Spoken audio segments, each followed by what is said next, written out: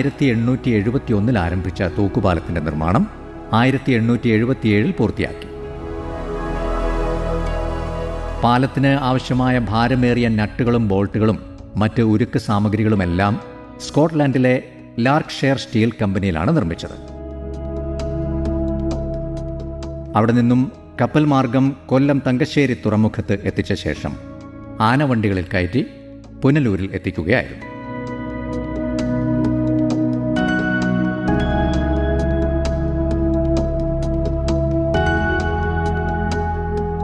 മധുര, ചെങ്കോട്ട, തെങ്കാശി എന്നിവിടങ്ങളിൽ നിന്നെത്തിയ വിദഗ്ധരായ കല്ലാശാരിമാരാണ് പാലത്തിൻ്റെ ഇരുകരകളിലുമുള്ള കരിങ്കൽ കമാനങ്ങളും ശംഖുമുദ്രയുമെല്ലാം നിർമ്മിച്ചത്.